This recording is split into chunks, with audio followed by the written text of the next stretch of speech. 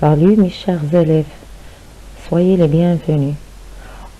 On vient de terminer le chapitre de la reproduction sexuée chez les animaux. Maintenant, on va entamer les modes de reproduction chez les plantes.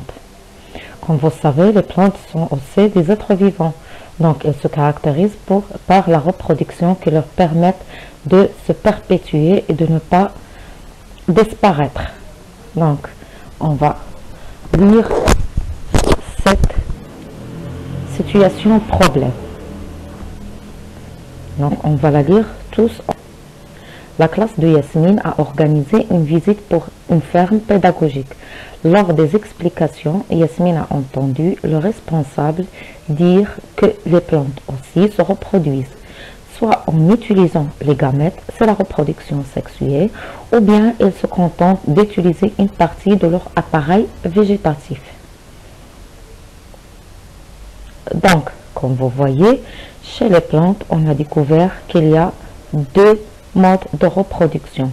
La reproduction sexuée, comme les animaux qu'on a étudiés, c'est une reproduction qui nécessite la participation du mâle et de la femelle en produisant des gamètes.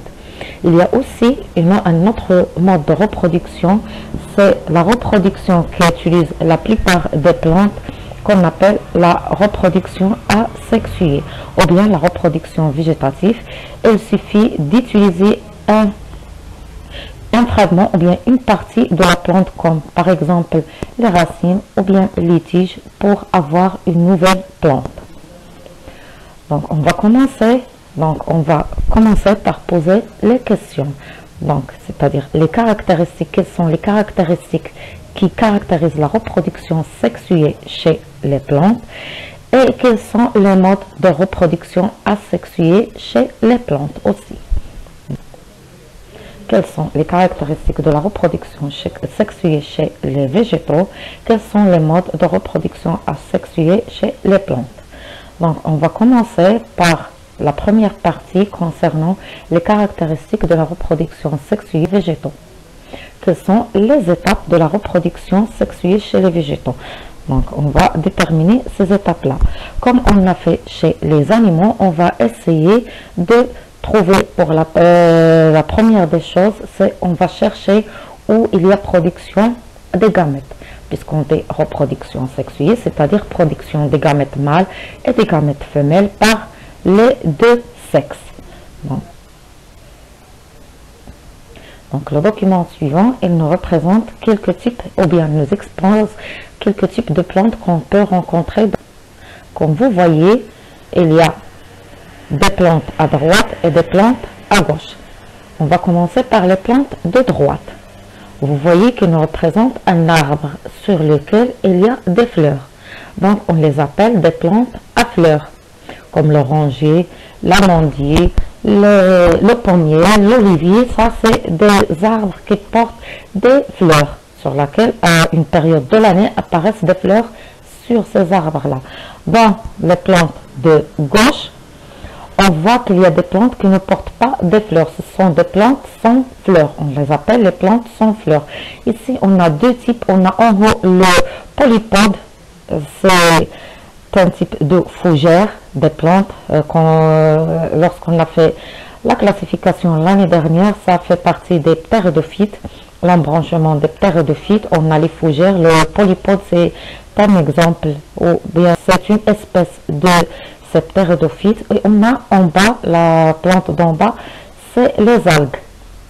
Leur nom en arabe, c'est tahalib. Les algues, ce sont des plantes aquatiques qu'on trouve dans les cours d'eau ou bien dans la mer. Ce sont des plantes sans fleurs. Donc, on va déterminer les étapes de la reproduction chez les plantes à fleurs, une plante à fleurs, et chez une plante sans fleurs. Donc, je compare ces plantes. Donc, vous avez un paragraphe où il y a des lacunes qu'on doit remplir. Dans la nature, on rencontre des plantes sur lesquelles il y a des fleurs.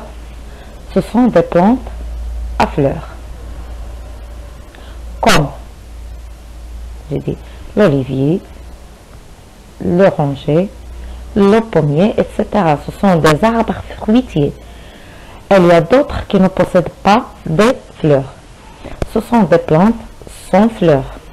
Exemple qu'on a vu, les algues, les champignons et les fougères. Donc, vous remplissez vos lacunes que vous avez sur le polycoupe. Maintenant, on va passer à la recherche ou bien la découverte des organes. On va mettre en évidence les organes qui produisent les gamètes chez ces plantes-là. Donc, en observant des documents qui représentent un cerisier et le polypode dans la page suivante.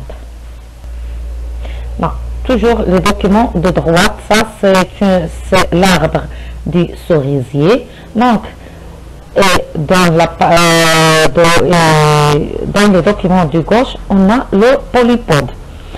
Donc, on va commencer par le cerisier. Donc, au mois de février, sur le cerisier, il apparaissent des fleurs. Puis, à un moment donné, après quelques mois, ces fleurs seront remplacées par des cerises qui sont des fruits. Donc, sur les arbres fruitiers, à une période, c'est-à-dire dans la fin de l'hiver et durant tout le printemps, sur ces arbres-là, il y a apparition des fleurs. Puis, ces fleurs, elles vont disparaître et à leur place, il va apparaître des fruits. On passe maintenant chez le polypode. Chez le polypode, c'est une plante de taille moyenne, formée de feuilles, qu'on appelle les frondes. Ces frondes sont découpées en folioles ou bien en folioles. Sur la face inférieure de ces feuilles, en automne, il y a apparition de petites taches jaunes, orange.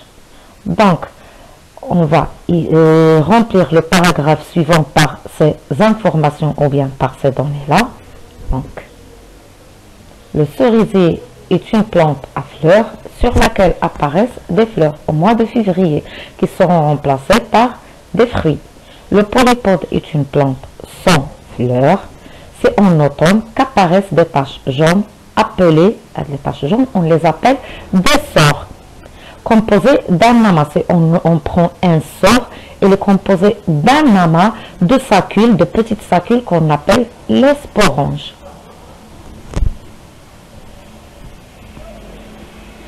Maintenant, on va définir les constituants des fleurs et des sporanges parce que ce sont des structures qui apparaissent pendant une période donnée. Donc, on va déterminer les constituants de ces deux structures. Les documents de la page suivante nous permettent de dégager les constituants de la fleur chez les plantes à fleurs ainsi que celles des sporanges chez les plantes sans fleurs. Donc, toujours, on commence par les documents de droite. On voit que le document d'en haut, il nous représente la fleur de l'oranger. Vous voyez qu'il est composé de plusieurs parties ou bien de plusieurs structures. Commençons du bas vers le haut ou bien de l'extérieur vers l'intérieur de la fleur. Si on était en classe, on disséquerait cette fleur-là. J'espère qu'en rentrant, on peut faire cette dissection-là. Maintenant, ou bien vous pouvez faire ça chez vous si vous avez des petites plantes à la maison. Donc, on va commencer par la dissection de la fleur. On va déterminer ses constituants dans le document, toujours à droite, en bas. On va commencer du bas vers le haut ou bien de l'extérieur vers l'intérieur. On a le pédoncule. Le pédoncule, c'est une petite structure qui rattache la fleur à l'arbre. Donc, après le pédoncule, on a les sépales. Les sépales, ce sont des petites feuilles, en général de couleur verte. L'ensemble de ces sépales-là, ils constituent ce qu'on appelle le calice. Après, on a les grandes feuilles de couleurs diverses, Ça dépend quelle fleur on a. Il y a ceux qui ont une couleur rouge, ceux qui ont la couleur jaune, ceux qui ont la couleur blanche, comme on voit dans le document d'en haut. Ça, on les appelle les pétales. L'ensemble des pétales, il nous constitue la corolle, ce qu'on appelle la corolle. Donc, l'ensemble des pétales nous constitue le calice et l'ensemble des pétales nous constitue la corolle. Maintenant, on va entrer à l'intérieur. Ça, c'est les organes ou bien les structures qui composent la partie extérieure de la fleur, qui entourent et protègent la partie intérieure. Maintenant, dans la partie intérieure de cette fleur, on trouve deux constituants. On a les étamines et le pistil. Les étamines sont composées d'un filet et d'un antère qui libère, vous voyez ici, qui libère à maturité, il libère les graines de pollen. Alors que le pistil, il est composé de trois parties. Toujours, on commence par le haut. Maintenant, cette fois, on commence du haut vers le bas.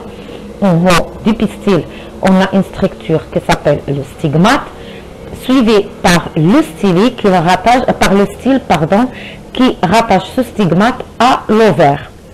Dans cet ovaire-là, on trouve un ovule, ou bien des ovules, ça dépend de la nature de la plante qu'on a. Il y a des plantes qui ont un seul ovule à l'intérieur de l'ovule, de l'ovaire, et il y a des plantes qui possèdent, où on trouve plusieurs ovules à l'intérieur de l'ovaire. Ça, c'est les constituants de la fleur. Maintenant, on passe au document de gauche qui représente les plantes sans fleurs, le polypode qu'on a ici. Donc, vous voyez, le premier document, il me présente les sores. Les sores, c'est un amas de sporanges. C'est un amas, un ensemble, en arabe, ama, qui est constitué de sporanges. Donc, vous voyez, dans le document juste à côté, ça, c'est un sporange. Maintenant, lorsque le sporange s'ouvre, lorsqu'il est mature, il s'ouvre et il laisse échapper ou bien il libère de petites granules ou graines qu'on appelle les spores. Ces spores-là, puisque les sporanges se trouvent sur la face inférieure des feuilles, lorsqu'elles sont libérées, elles vont tomber par terre. Et lorsque les conditions sont favorables, chaque spore va germer pour donner de petites plantes comme sous forme d'une lame verte qui a la forme d'un petit cœur qu'on appelle les protales ou bien un protal. C'est une petite lame verte qui est toute petite et proche du sol. Donc ça c'est pour les plantes sans fleurs. Donc maintenant on va remplir notre paragraphe.